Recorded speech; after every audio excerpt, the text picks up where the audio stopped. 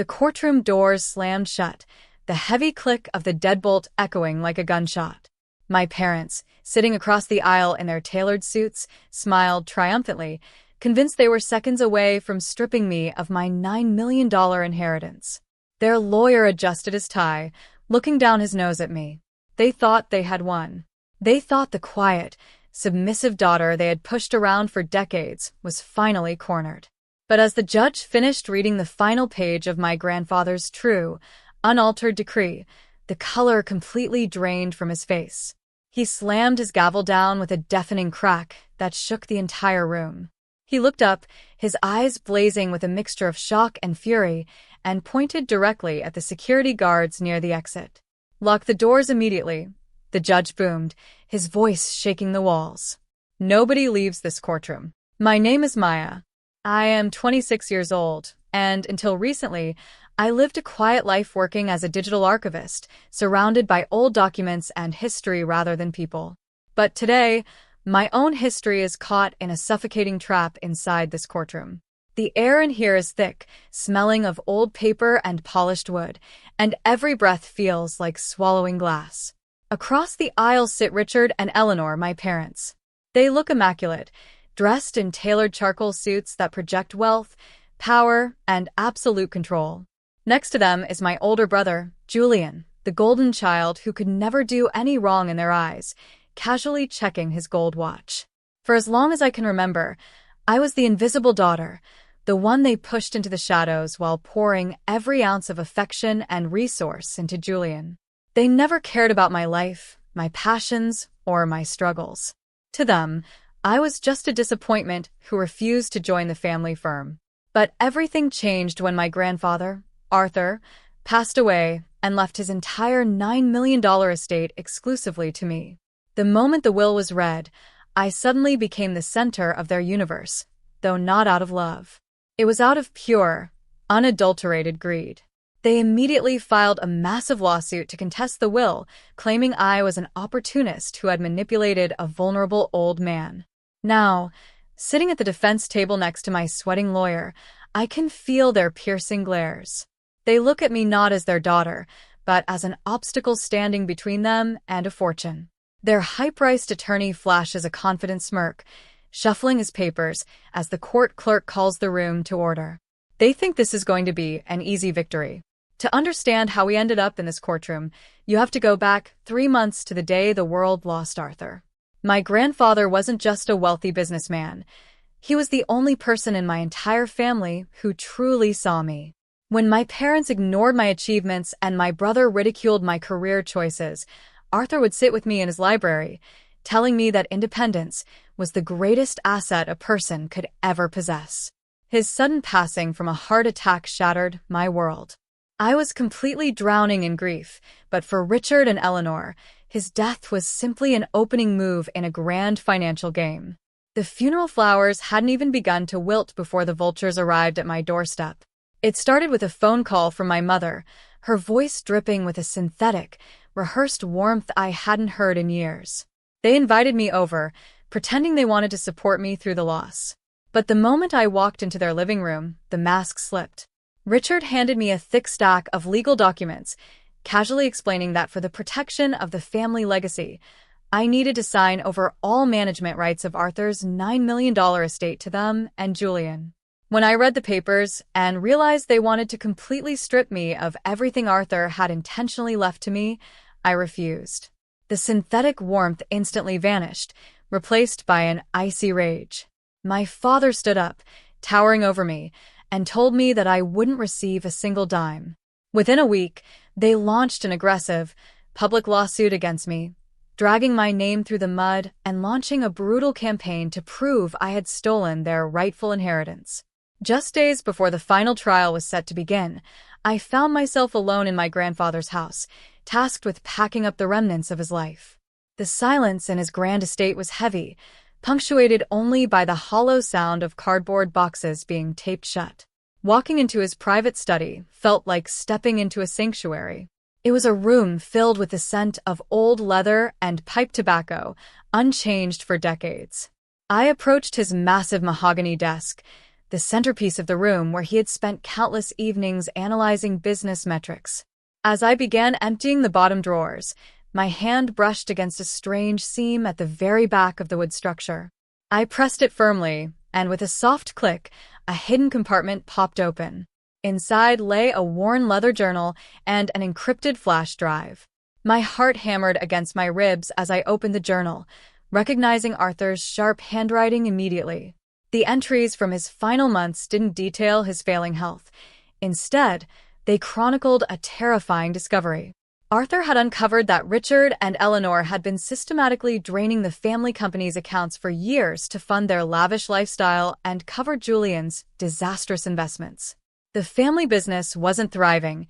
It was a hollow shell on the verge of total bankruptcy. They didn't just want the $9 million to add to their wealth. They desperately needed it to cover up their massive financial crimes before the auditors arrived. If they didn't get their hands on my inheritance immediately, they were going to lose absolutely everything. Clutching the drive to my chest, I realized I finally held the truth. The trial commenced, and the courtroom instantly transformed into a theater of calculated deception. My parents' high-priced attorney took the floor, his voice commanding and entirely devoid of doubt. He painted a highly vivid, completely fabricated narrative for the court, presenting a stack of heavily altered medical records to argue that my grandfather had been suffering from severe cognitive decline during his final months. He claimed Arthur wasn't in his right mind when he drafted the new will, suggesting I had isolated the old man to manipulate his decisions. Every lie felt like a physical blow, yet I forced myself to sit perfectly still. During the recess, my own attorney cornered me in the hallway, his face pale and slick with sweat. He practically begged me to settle, pointing out that we were drastically outgunned and facing total financial ruin if we lost. He urged me to walk away with just a small fraction of the inheritance before the judge ruled against us completely. But I looked past him, watching my parents through the glass doors as they shared a smug laugh with Julian.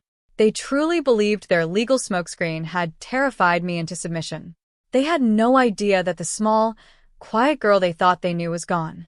I felt a surge of absolute calmness wash over me as I gripped my bag tightly, knowing that the real truth was sitting safely inside it, waiting for the perfect moment to be revealed. When the court reconvened, I calmly took the witness stand, ignoring the confident smirks radiating from my parents' table. Their lawyer adjusted his jacket, clearly expecting a fragile, broken girl to break down under cross-examination. But instead of defending myself against their rehearsed allegations, I reached into my pocket and produced the encrypted flash drive. With the judge's permission, the digital file was projected onto the large screens mounted on the courtroom walls. The room grew intensely quiet as the video began to play. It was an unedited video log recorded by my grandfather just 6 weeks before his sudden passing. Arthur looked directly into the camera, his posture perfectly straight, his speech incredibly articulate, and his mind completely sharp. He explicitly stated his perfect mental clarity, entirely debunking the fraudulent medical records my parents had presented. But he didn't stop there. On the video, Arthur laid out the definitive proof of the massive financial fraud Richard and Eleanor had committed, showing exact audit trails of the millions they had systematically embezzled from the family company. He stated, in a booming voice that filled the room, that he was leaving the money to me specifically to ensure they could never use his hard-earned legacy to bail themselves out of their criminal actions. I watched my parents' faces instantly morph from smug satisfaction to pure, unadulterated terror as the truth echoed through the speakers. They were trapped in their own net. The judge stared at the screens for a long, agonizing moment, the harsh light reflecting off his glasses as the video log finished playing. The silence in the room was deafening. He began reviewing the printed financial audit tracts that my attorney had just handed to the bailiff, his eyes scanning the columns of stolen numbers with cold precision. The entire atmosphere shifted instantly. This was no longer a simple civil dispute over a wealthy family's inheritance. It had transformed into the public unraveling of a massive corporate crime. My parents sat completely frozen, their immaculate suits suddenly looking like straitjackets. Julian was trembling, his hand shaking so violently he dropped his gold watch onto the floor. The judge slowly removed his glasses, his face completely pale but twisted with absolute fury. He looked down at Richard and Eleanor, not with pity, but with deep disgust. He realized that they hadn't just lied to protect their interests. They had committed severe perjury, systemic forgery, and corporate fraud right inside his courtroom to execute their scheme. He slammed his heavy wooden gavel down with a deafening crack that made everyone jump, the sound echoing off the high stone walls. "Lock the doors immediately," the judge boomed, his voice shaking the room as he pointed directly at the security guards standing near the exit. He looked at my parents' trembling lawyer and then directly at my father. "Nobody leaves this courtroom until federal investigators arrive to take custody of this evidence." The deadbolt clicked into place, and the trap they had built for me snapped shut on them. As the federal agents led Richard, Eleanor, and Julian away in handcuffs, the crushing weight that had pressed down on my chest for 26 years finally vanished. They had spent their entire lives treating me like an invisible outsider, but their own insatiable greed had ultimately proved to be their spectacular undoing. With the legal battle decisively won and the true will validated, I secured my grandfather's $9 million inheritance, completely free from their toxic control. I packed up my few belongings and moved far away from the city's noise to a peaceful, sun-drenched coastal town. Today, I wake up to the gentle sound of ocean waves rather than family arguments, finally free to live life entirely on my own terms. Arthur's final gift didn't just give me financial security. It gave me the strength to step completely out of the shadows and build a beautiful, independent future of my very own.